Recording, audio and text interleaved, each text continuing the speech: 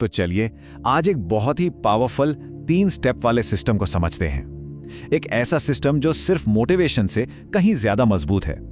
ये एक ऐसा फ्रेमवर्क है जिसे अगर सही से फॉलो किया गया तो इस साल अपने लक्ष्यों को हासिल करने के चांसेस कई गुना बढ़ जाएंगे। हर नया साल एक नई उम्मीद लेकर आता है ना। हम सब नए गोल सेट करते हैं, खुद से वादे करते हैं, लेकिन अक्सर होता क्या है, साल के अंत में हम खुद को ठीक उसी जगह पाते हैं जहां से शुरू किया था। और मन में बस एक ही सवाल आता है, क्या ये साल भी ऐसे ही बेकार चला गया?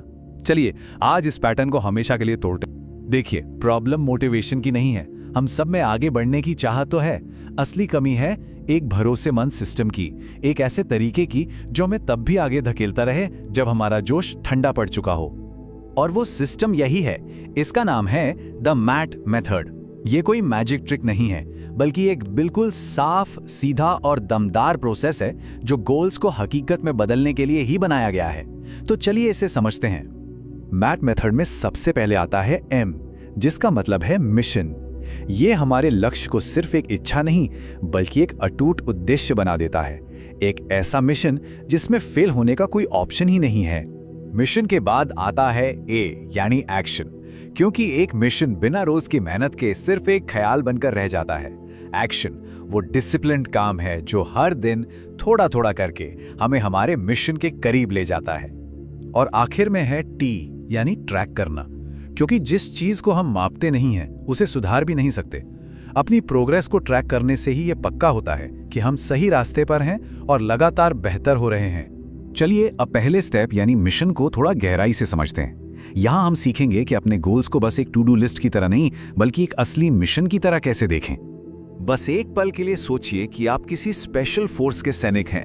आपको एक मिशन दिया गया है जिसे हर हाल में पूरा करना ही है। अब ये नहीं कह सकते कि आज मूड नहीं है या चलो कल कर लेंगे। अपने गोल्स के लिए भी हमें ठीक यही माइंडसेट अपनाना होगा। भविष्य की प्लानिंग करने से पहले हमें अपने अतीत से सीखना बहुत जरूरी है। अमेरिकी सेना इसके लिए एक बहुत ही पावरफुल टेक्निक का इस्तेमाल करती है, जिसे कहते हैं आफ्टर एक्शन रिव्यू। अब 1 मिनट रुककर पूरी ईमानदारी से इन सवालों के बारे में सोचिए। पिछले साल क्या था जो अच्छा हुआ, क्या गलत हुआ, और सबसे जरूरी, वो गलत क्यों हुआ? इस साल उन गलतियों से बचने के लिए क्या सुधार करेंगे? याद रखिए, जो लोग अपने अतीत का रिव्यू नहीं करते वो उसे दोहराने पर मजबूर हो जाते हैं। अपने मिशन को और भी क्लियर बनाने के लिए जीपीएस फ्रेमवर्क का इस्तेमाल करते हैं। जी मतलब गोल, हमारा एकदम साफ लक्ष्य क्या है। पी मतलब प्लान, उस लक्ष्य तक पहुंचने के लिए 3 से 5 मेन एक्शन क्या होंगे। और एस मतलब सिस्टम, उस प्लान पर रोज काम करने का हमारा सिस्टम क्या हो।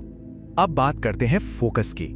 इसके लिए वॉरेन बफेट का एक बहुत ही फेमस रूल है, एक पेपर पर अपनी लाइफ के वो 25 गोल्स लिखिए जिन्हें आप पूरा करना चाहते हैं। सब कुछ जो भी दिमाग में आए।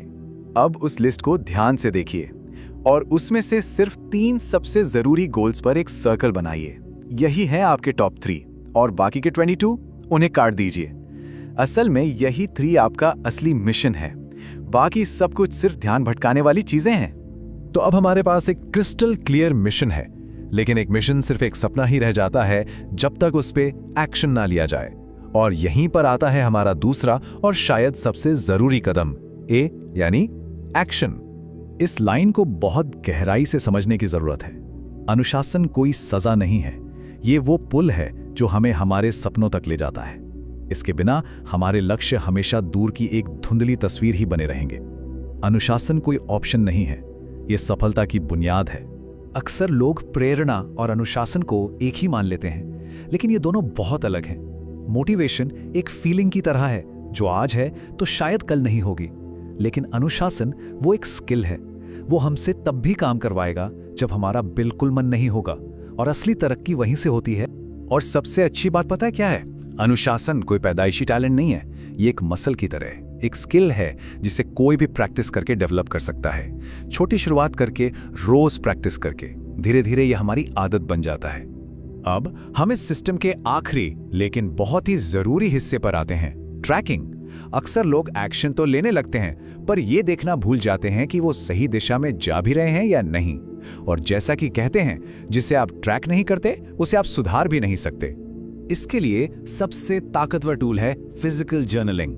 देखिए, ऐप्स अच्छे हो सकते हैं, लेकिन ये साइंटिफिकली प्रूव हो चुका है कि जब हम हाथ से पेपर पर कुछ लिखते हैं तो उसका हमारे दिमाग पर एक गहरा असर होता है।